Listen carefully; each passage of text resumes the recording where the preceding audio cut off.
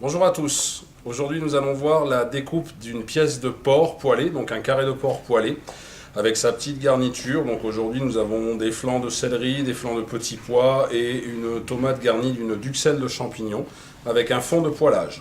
Présentation du poste de travail comme d'habitude, une assiette à déchets, petit format étant donné le peu de volume que je vais avoir. En fait, je vais avoir 2 entames à réaliser. Ma planche à découper, la rigole toujours présentée vers moi bien entendu. Une plaque à accumulation chaude, un trancheur très bien aiguisé, 2 pinces et une cuillère à entremets.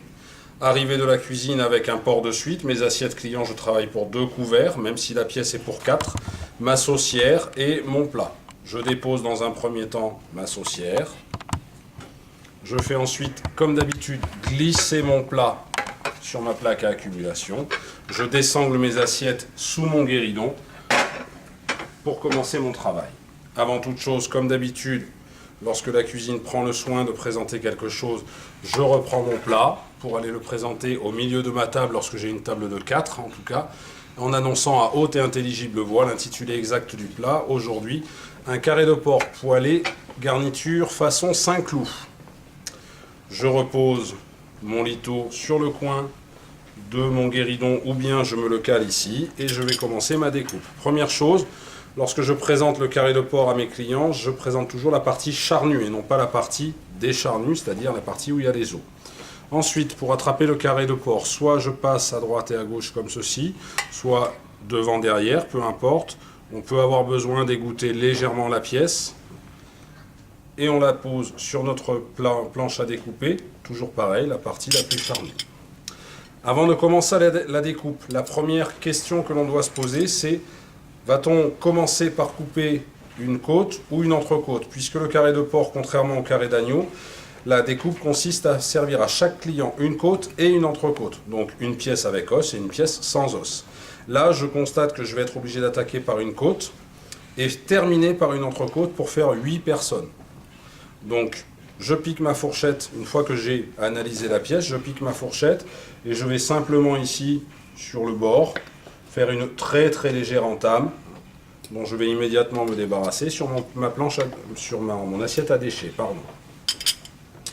On peut décider de faire tout de suite la seconde entame, auquel cas on ne retourne pas la pièce, c'est une des rares fois où on va croiser un petit peu les bras.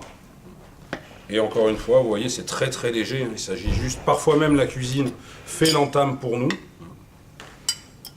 dans mon assiette à déchets. Maintenant la découpe, très simple. J'utilise toujours la totalité de la longueur de ma lame pour travailler. Je ne commence pas en travaillant comme ceci, j'attaque ici ma pièce de porc. Alors à savoir que ce que je fais là avec le carré de porc est réalisable avec un carré de veau bien entendu. Et je vais chercher à allonger le plus régulièrement possible l'os de la côte. J'ai commencé par une côte, je passe maintenant à une entrecôte. Je n'ai pas sorti ma fourchette de là où je l'avais piqué. Pour le moment, ça n'était pas nécessaire. Je passe à l'autre côte. Toujours pareil, je prends soin de longer l'os le plus possible. Ici maintenant, je dégage ma fourchette pour venir la piquer sur la partie extérieure de ma pièce, comme ceci, pour avoir un petit peu de prise. L'important, c'est que si mon couteau est bien aiguisé, je vais pouvoir travailler sans avoir à forcer. Et si je ne force pas automatiquement, la pièce ne va pas avoir tendance à gigoter un petit peu sur ma planche à découper. Parfois, à cette zone-là, on peut tomber sur l'os. Donc on n'hésite pas à décaler un petit peu le coup de couteau pour ne pas être embêté. On termine ici, la découpe, c'est la plus délicate, puisque là vous voyez qu'il commence malgré tout à se défaire. Donc là j'ai un carré qui est un petit peu trop cuit. Je vais être plus délicat au niveau de la façon dont je vais travailler. Et sur cette pièce-là, je vais tout simplement longer l'os et longer le dos de ma fourchette pour terminer mon dernier morceau, à savoir une entrecôte. Lorsque j'ai terminé ma découpe, je remets dans mon plat avant de penser à servir à mes clients. Et là, je suis tenu de présenter ce qu'on appelle un dressage en buisson. C'est-à-dire que cette côte-là, vous avez vu, je l'ai retournée de façon à faire se croiser ici la côte, l'arrondi, et l'arrondi de l'entrecôte. Et je continue comme ça sur la totalité de mon carré de porc ou de mon carré de veau. Je rappelle que si vous aviez eu un carré d'agneau, la découpe aurait été exactement pareille. Donc l'important aussi est de communiquer avec la cuisine le matin pour leur expliquer, par exemple là, qu'on a besoin de la place pour redresser notre pièce.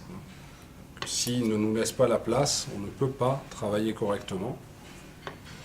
Cette présentation en buisson va me permettre également, le cas échéant, de faire un service à l'anglaise qui sera relativement facile, aisé, puisque les pièces, vous le voyez, sont déjà un petit peu surélevées, ce qui fait que lorsque je vais travailler ici, pour les attraper, ça va être beaucoup plus facile que si elles étaient à plat.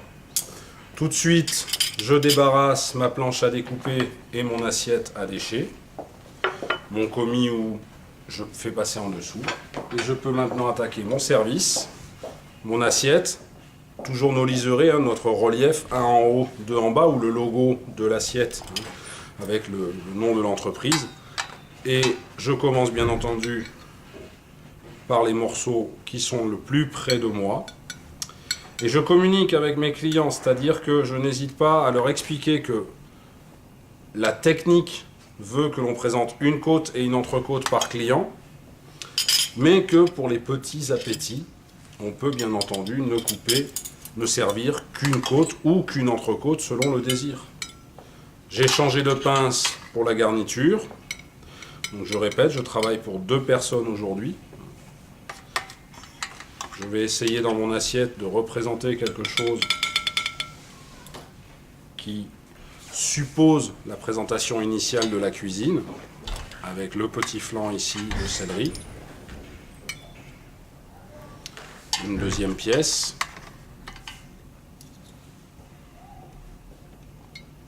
Et enfin, un petit peu du flanc de petits pois.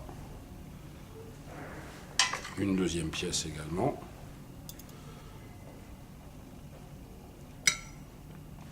J'essaye de jouer sur les couleurs. Bien entendu, j'amène mon assiette de la main droite à droite du client. Et comme d'habitude, le service du fond de poêlage, donc un fond au Porto aujourd'hui. Service à l'anglaise. On n'hésite pas à relier un petit peu si besoin est. Et on demande à notre client où il souhaite que l'on serve cette sauce. Soit la tradition veut plutôt qu'on le fasse en haut à gauche, en haut à droite, pardon, dans cette zone-là, mais aujourd'hui on évolue aussi sur la façon de présenter une assiette. Donc moi je décide par exemple de mettre un petit peu de fond de poêlage devant. Je garnis les espaces de façon à avoir quelque chose d'harmonieux et de coloré dans l'assiette. Je répète, c'est selon le désir du client, hein, dessus, à côté, en haut ou en bas. Voilà, bonne dégustation et bon appétit.